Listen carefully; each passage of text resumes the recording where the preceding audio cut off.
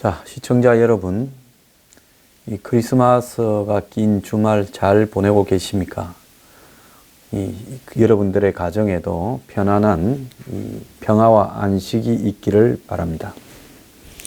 이번 주에는 황장수의 컬처팝 코너로 문재인 정권의 직접민주주의, 과연 정상적인가? 라는 주제로 이야기를 하겠습니다. 얼마 전에 한국의 기자들이, 그것도 그냥 기자도 아닙니다. 청와대 기자단이고 청와대 기자관을 다 데려간 것도 아닙니다. 그 중에도 일부를 선별해서 풀 기자단이라고 데려갔습니다. 일반 기자들은 청와대 출입 기자들을 같은 언론사라도 부러워하고, 또 청와대에 갔다 하더라도 풀 기자단에 낀 기자들을 부러워할 겁니다. 그렇게 잘난 기자들을 한마디로 청와대에서 중국까지 데려가서 문재인 대통령의 일거수일투족을 홍보하라고 이 북경 시내에서 벌어진 각종 행사에 달고 다닌 거는 대통령 가는 데마다 기자들이 움직입니다. 중국의 시진핑을 만나거나 리커창을 만난 게 아니라 대통령이 한국에 코트라가 대통령 방중을 기념해서 기업인들과 더불어서 중국 기업까지 이렇게 불러서 하는 그런 서로 경제를 좀 이렇게 활성화시키자는 그런 행사였습니다. 중국 쪽의 기빈은 오지도 않았고 그 행사의 유일한 기빈은 문재인 대통령입니다. 근데 그 행사의 질서 유지를 위해서 1180만 원인가 주고 코트라가 중국 공안에 의뢰해서 한마디로 중국 측의 민간 경호원들을 고용했는데요. 대통령 주변에는 전부 다 어떤 사람들이 있습니까? 청와대 경호처에서 따라간 경호 직원들이 있지요. 베테랑 직원들이 갔습니다. 그래서 중국 경호원들이라는 것은 대통령 옆에 서지도 못하고 멀찌감치서 대통령의 동선을 확보해주는 질서 유지 수준의 한마디로 삼선 경호입니다. 1선, 2선이 있으면요. 그러면 삼선 경호라는 것은 이렇게 걸로 가면 안 됩니다 하는 정도로 해야 되는 경우인데, 한국에서 그것도 따라갔으면 좋겠지만은 한국에서 데려갈 수 있는 인력이 한정되니까 중국에 현지에 돈을 주고 중국 공안이 지정하는 업체를 정했는데, 이 삼선 경호, 한마디로 시다바리 경호들이 대통령을 따라간 풀 기자단을 들고 패버렸습니다. 한국 기자들이 누굴 찍습니까? 한국 대통령을 찍어요. 시진핑을 찍는 것도 아니고 리커창을 찍는 것도 아니고 중국의 요인들은 아무도 없었습니다. 그러면 찍다가 사고가 나도 한국 기자들이 한국 대통령 따라다니다가 사고가 나서 규칙을 좀 위반해도 그런 것이지, 중국 경호원들이 뭘 중요하다고 한마디로 문 대통령 옆에 좀 근접하려고 하는 한국 경호원들을 멀찌감치 떼놓고는 패 닦아버렸습니까? 문제는 이 사고는 중국의 한마디로 권위주의적이고 이 독재적인 체제 하에서 언론 탄압이 일상화되어 있는 나라고, 특히 중국은 이번에 작심을 하고 한국에 대한 본때를 한번 보여라고 그런 형태의 도발을 그날 저녁에 있을 식사, 시진핑과의 만찬을 앞두고 11시쯤에 일부러 오전 11시쯤에 도발을 했을 수 있습니다. 문제는 이런 도발이 났을 때 한국에서 기자들을 좋아하든 언론을 좋아하고 싫어하든 관계없이, 문 대통령을 지지하건 지지하지 않건 관계없이 일제히 한국의 좌우가 하나가 되어서 중국 정부를 규탄하면 끝날 일입니다. 그러면 문재인 대통령도 빠져갈 수 있어요. 이건 좀 심했네 하고 한마디 하면 되죠. 그런데 한국 기자들이 중국 경호원들, 3.6 경호원들한테 밟혀서 떡이 돼도 경호처는 그걸 지켜보고 있고 대통령은 그런 일이 하고는 한마디도 안 하다 보니까 한국의 여론이 붕괴를 했습니다. 원래 옛날에도 보면, 지금 야구를 한번 보십시오. 야구하다가요 서로 충돌이 생겼는데 왜 감독이 나가서 씩씩대고 하는 줄 아십니까? 감독이 그래 해야 팬들이나 선수들이 안정이 돼요. 그래서 그러는 겁니다. 그러면 문 대통령이 한마디를 했으면 끝날 일이에요. 그러지 않고 있다 보니까 국민들이 민족적인 자존심이 상했습니다. 그래서 여론이 나빠지니까요. 누가 동원됐습니까? 한마디로 문바라고 하는 문꿀 오소리 같은 댓글 다는 조직이 동원돼서 기레기, 이 기자 쓰레기들이 취재 욕심에 달라들었다가 사고를 쳤다. 중국 공안은 당연하다. 기자들은 맞을만 했다. 이런 댓글을 달고 여론 조작을 시작했습니다. 제가 문 정권한테 경고하는데요. 여론 조작하면 나중에 끝이 절대 안 좋습니다. 제가 여론을 조작하고 끝이 좋았던 정권을 본 적이 없습니다. 자, 그런데 여기에 전직 경찰서장을 지낸 경찰 간부라는 인간이 나서가지고 기자들을 욕하고 중국 경호원들을 두둔하고 그리고 조기숙이라고 현직 2대 교수이자 노무현 정권 때 청와대 수석을 했던 홍보수석이면 기자들을 담당하는 수석을 했던 사람입니다. 이 사람이요, 이 한마디로 기자들이 맞을 만한 짓을 했다. 정당방위다는 식으로 글을 올렸다가 욕을 먹다 보니까 하루 만에 기자가 집단 폭행당한 걸 몰랐다. 무슨 소리랍니까? 처음부터 기자 맞았다면서 기사가 알려졌는데 뻔히 알고 정권 옹호하는 쪽에 또 바람 잡다가 본인한테 욕을 먹어서 학교 교수 자리가 위태로웠는지 설거머니 사과를 하고 뒤로 빠졌습니다. 이 사람 해명을 보면 기자가 잘 얻어맞았다라는 여론이 일방적이어서 설마 집단 폭행을 당할 거라고는 생각도 안 하고 SNS만 보고 그랬다가 내가 잘못했다고 사과를 했어요. 자, 현직 교수이자 전직 홍보수석이 SNS만 보고 기사 한번 읽지 않고 그런 어떤 글들을 SNS에 올렸단 말입니까? 이 말이 안 되는 거예요. 자, 조기숙은 문 정권의 이 적극적인 한마디로 이 지지자입니다. 고비고비마다 문 정권을 위해서 한마디를 해주는 사람이죠. 자, 그런 사람이 이런 발언을 했다는 것은 한국 기자들이 맞은 부분에 대해서 문 정권이 바라보는 시각을 그대로 이렇게 반영을 하는 겁니다.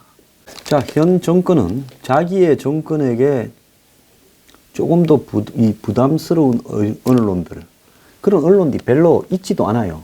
대다수의 언론들은 현 정권을 찬양하거나 홍보합니다. 겁이 났어요. 일부 10개 잘하다가 1개쯤 비판을 하면 그때부터는 기자에서 기레기가 됩니다. 기자 쓰레기가요. 비판을 허용하지 않는다라는 측면에서 봤을 때는 박근혜 이명박 정권보다 더하면 더했지 이 정권이 덜하지 않습니다. 제가 종편의 평론이나 이런 걸 나가지만은 그때보다 한마디로 말을 할 수 있는 환경이 훨씬 악화되어 있습니다. 다들 말을 제대로 못해요. 저는 잘리는 그날까지 그나마 가뭄에 콩나듯이 나가는 방송에서 소신껏 이야기하고 잘리려고 생각을 하고 있습니다. 자, 그러면 결국은 언론을 한마디로 조금만 뒤틀리면 부정해버리고 더 나아가서 SNS를 통해서 대중과 직접적으로 만나겠다고 이야기하는 정권, 그리고 기자라면 양심이 눈꽃만큼이라도 있으면 기레기가 되는 것은 이 정권에서는 시간 문제입니다. 양심이 없는 놈들이나 언론인으로서 대우를 받지, 양심이 있는 언론인은 기레기가 되는 것은 한마디로 시간 문제예요. 자, 그래서 기자가 얻어 터져도 성명 하나씩 내고 기자의 표나 언론인들이 더 이상 말도 없습니다. 중국에 제대로 항의를 하지 못하는 정권을 비판하지도 않습니다. 만약에 미국에 갔다가 미국 경호원한테 맞았다, 내지는 트럼프가 한국에 왔다가 미국 경호원들한테 한국 기자가 맞았다 하면 난리 났을 겁니다. 아마 언론 노조에서요, 미국 대사관 앞에 몰려가가지고 트럼프 사과를 요구했을 거예요. 지난번에 트럼프가 한국에 왔을 때 사전에 허가도 받지 않은 청와대 대변인이 페이스북에 생중계한다면서 트럼프가 밥 먹으러 이 평택의 기지에 미군 장병들하고 만나는 장면을 나무 뒤에 숨어서 찍다가 미국 경호원들이 너네 대통령 있을 때는 괜찮지만은 트럼프 왔을 때는 찍지 말라고 경고를 들었다라는 이야기가 있었습니다. 자, 경고만 했으니 얼마나 점잖은 행동입니까? 만약에 미국과 관련해서 기자가 미국 경호원들한테 얻어맞았다 하면 아마 큰 사단이 났을 거라고 보고 있습니다. 자, 탄핵 이끌어내고 촛불 시위는 언론들을 부추겨서 한마디로 자신들이 지배적으로 이렇게 하고 있는 언론 노조. 그들은 정권이 바뀌면 전부 한 자리씩 찹니다. 방송국 장악해서 KBS는 네가 먹어라, MBC는 네가 먹어라, SBS는 힘 빠졌으니 언론이 장악해라. 안 그러면 SBS 오나 혼 좀 내겠다. 종편들 다 줄 서. 보기 싫은 놈들 다 쫓아내. 다 줄 서. 이래가 다 던져줍니다. 그리고 언론 관련 기관에도 다 장악해서 들어갑니다. 죄의식도 하나도 없어요. 전 정권들이 그렇게 했다고 비판하고는 똑같은 짓거리, 아니 더한 짓거리를, 유례없는 언론 장악을 현 정권이 보여주고 있습니다. 그러면서 그 언론이 자기한테 가끔 반항하면 기레기가 됩니다. 그래서 기자를 잘 맞았다고 이야기를 하는 나라가 지금 대한민국입니다. 그러면서 문 정권은요, 직접 민주주의를 이야기합니다. 자, 우리는 국민하고 직접 소통하겠다. 국회 다 썩은 놈들이야. 우리 도급밖에 안 돼. 지금 더불어민주당이 여당 역할을 합니까? 과거 그들은 야당일 때 당시 새누리당을 박근혜 정부 앞잡이다. 한나라당을 이명박 정부 앞잡이다. 한나라당 새누리당 대표가 여의도 출장소장이다. 청와대 했는데요. 지금은 출장소장도 되지 못하고 여의도의 주범입니다. 주범. 우리 학교 다닐 때 칠판 지우던 주범. 추미애 대표? 여의도의 주범이죠. 당 대표가 보이질 않아요. 외국으로만 싸돌아다니고. 당에 의견이 없어요. 일부 한 10몇 명만 정권 옹호하고 폭로하고 야당 겁주는 역할을 하고 하지. 나머지 국회의원들은 보이지가 않아요. 당에 의견이 없습니다. 청와대에 건의하는 것도 없어요. 과거에 저들이 보수 여당을 한마디로 너네 부끄럽지가 않냐 하는 이야기를 자신들이 받고, 언론은 기레기가 되어버리고 여당은 한마디로 주번이 되어버리고 야당은 사람 취급을 받지 못하고 잡혀가는 대상이 되어버립니다. 그래서 문 정권은 국회를 무력화시켜버리고 국민들과 직접, 국민들이라면 저들을 지지하는 사람들과 소통하겠다. 우리가 70% 이상 지지를 받는데 자, 이 소리를 하고 자빠졌습니다. 과거에 중국에도 동문고라는 게 있었어요.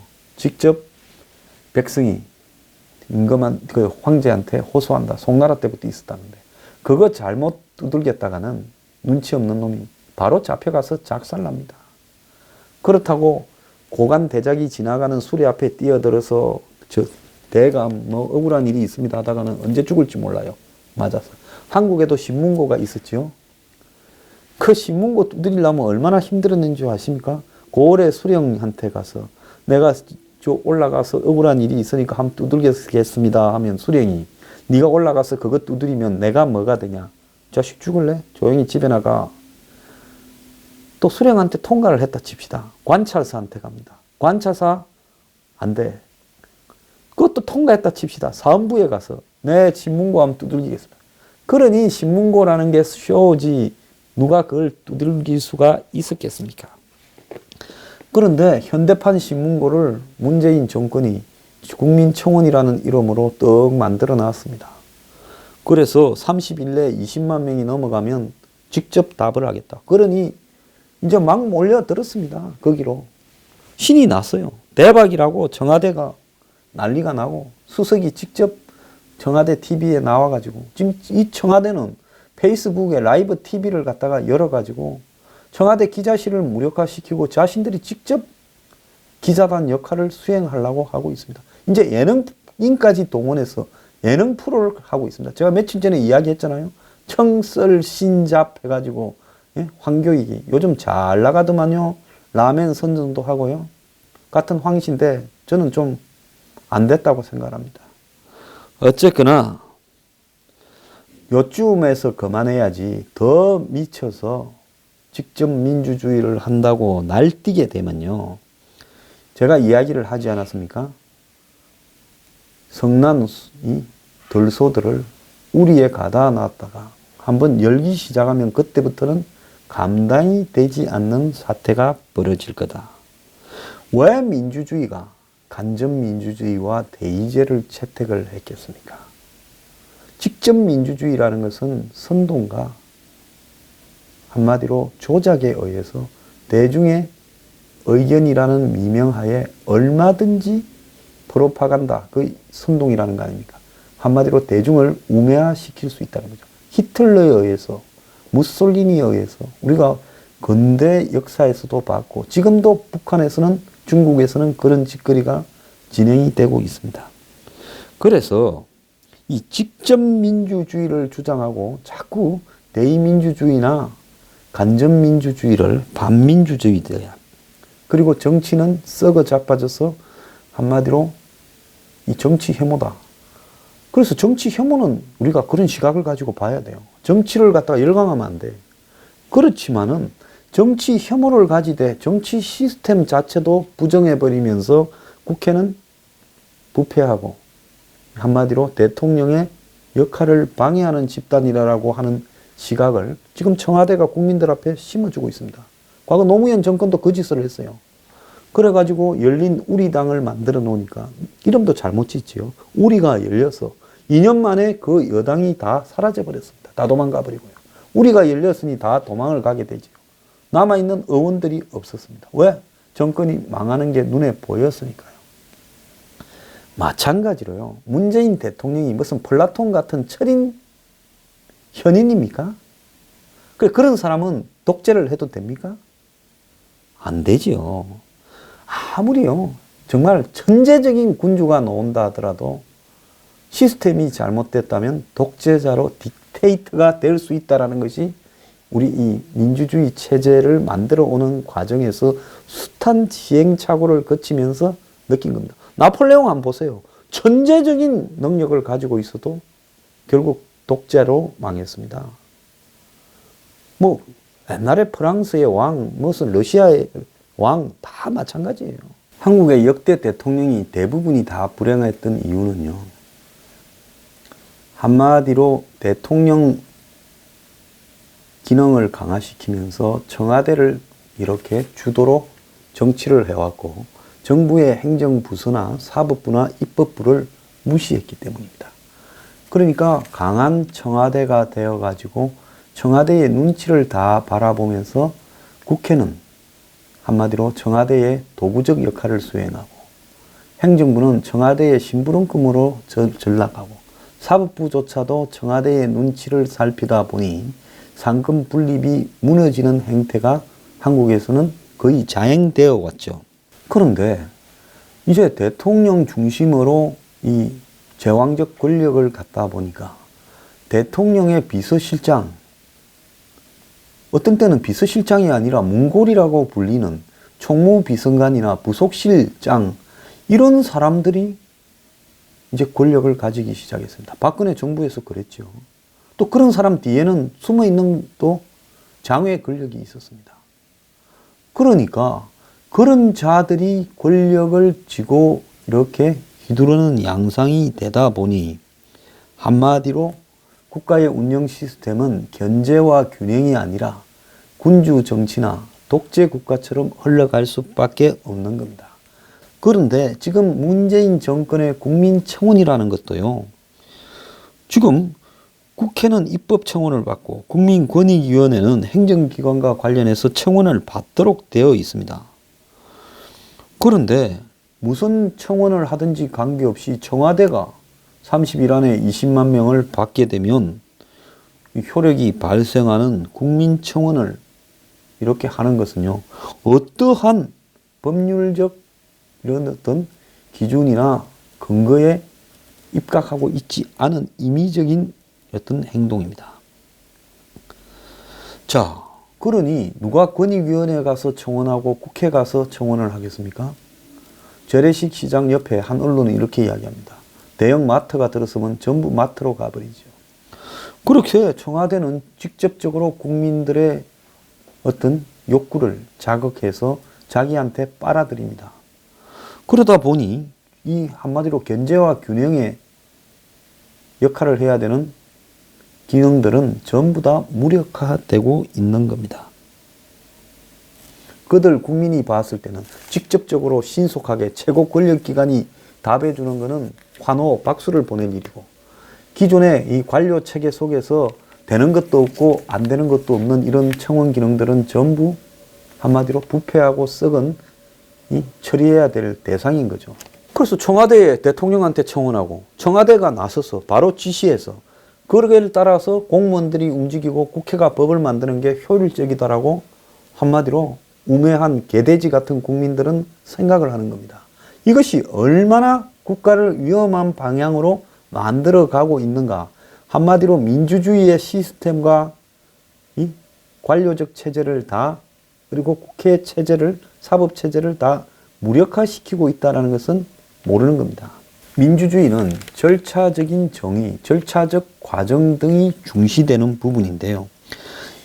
답답하고 느린 것 같지만은 그런 과정을 통해서 문제들이 해결되는 과정을 우리가 견뎌야 되는 것이 민주주의인데, 이런 어떤 절차를 거치는 부분을 다 무시해버리고 청와대가 직접 받아서 한마디로 지시 압박에 의해서 신속하게 답을 보여주겠다라고 이야기를 하다 보니 민주주의의 모든 절차를 청와대가 스스로 이렇게 무너뜨리고 있다라는 겁니다. 자, 국민은 뭡니까? 최종적으로요, 국민이 나서서 어떤 문제를 해결해야 될 권한을 갖고 있는 사람입니다. 분산되어 있는 권한이지만은 결국 국민들이 그 권한을 갖고 있어야 돼요. 그런데 청와대 청원하고 난 뒤에 현대판 임금님인 문재인 대통령의 처분을 기다리는 이런 관계로 한마디로 관계가 역전돼 버리는 현상이 이 국민청원 속에 담겨 있다는 겁니다. 그러면 군주정을 해서 선한 왕을 모시고 살지 뭐 하려고 우리가 민주주의를 하는 겁니까? 자, 예능 무기를 장착한 청와대 콘텐츠 바이럴을 꿈꾼다. 바이럴은 입소문 내가 장사하는 걸 바이럴이라고 그러죠. 그래서 청와대 온라인 SNS 등이 예능적 요소까지 가지면서 지금 진화되고 있다.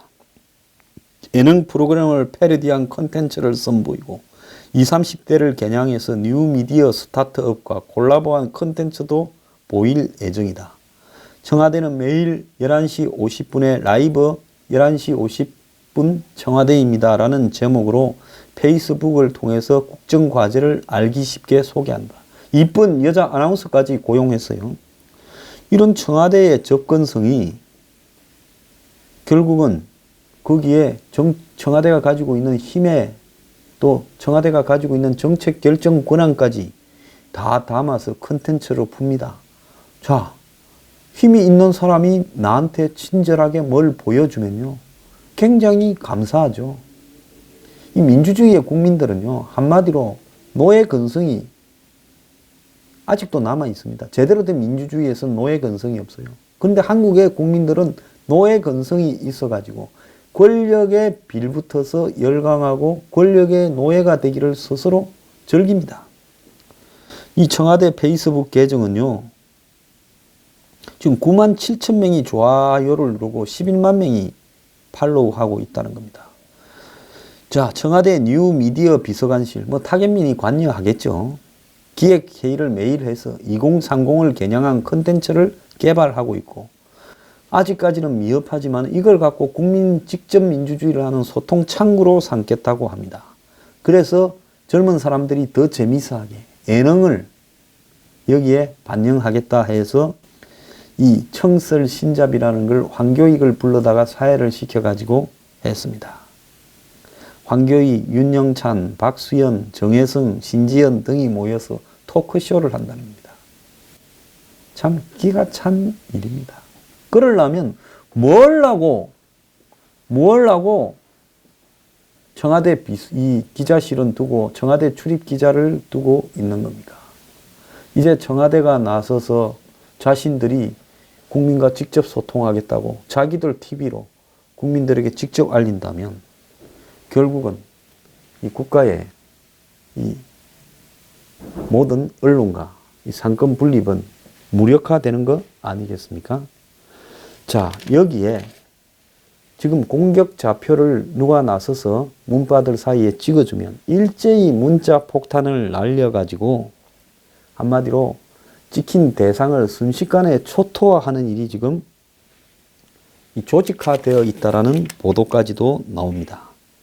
자, 수만 명이 이렇게 몰려다니면서 지지하거나 배척해야 될 사람의 링크 등을 딱 걸어둔답니다. 그러면 그 링크를 열성 회원들이 타고 들어가서 지지 안 되는 선표를 달고 아주 자신들이 배척하는 사람들한테는 악플을 달게 되면 이제는 그 밑에 또 추종하는 사람들이 몰려가 가지고 순식간에 수만 명으로부터 찬양을 받거나 수만 명한테 이렇게 배척이 되는 일들이 지금 발생하고 있다는 겁니다. 자, 이들은 주로 온라인이나 모바일 공간에서 활동을 하는데 누가 문재인 대통령을 비판하면 순식간에 몰려가서 한마디로 아작을 내서 다시는 그런 일을 못하도록 지금 만들고 있는데 이것이 민주주의 국가에서 정말 있을 만한 일인가 하는 부분에 대해서 지금 누구도 고민을 하지 않습니다. 그러다 보니 기자들 중에 비판했다가 작살이 난 기자가 한둘이 아닙니다. 그래서 이제 다 더럽고 무서워서 입을 다물기 시작을 했습니다. 그리고 그러면 안 된다고 좀 이성적으로 이야기하는 사람 얼마 전에 안희정 씨 그나마 좀 그 집안에서 이성적인 사람이 우리가 비판을 허용해야지 이러면 되냐고 한마디 했다가 정말 혼이 어마어마하게 나버렸습니다. 자, 청와대는 통제하기 어렵고 우리하고 관련 없다고 이렇게 이야기를 합니다. 그런데 딱 보면요, 당에 있는 몇 사람, 청와대에 있는 몇 사람들이 썩 그걸 갖다가 만들어가는 분위기가 분명히 보이기도 합니다. 자, 문재인 정권 직접 민주주의 굉장히 좋아합니다. 그래서 국민들하고 직접 소통을 하겠다면서 소통은 자기들이 원하는 방향으로 자기들이 원하는 걸 던져줄 때 소통이지요. 자신들이 원하는 부분과 관계없는 사람들은 소통을 하는 것이 아니라 처벌을 합니다. 아주 그냥 척결을 합니다.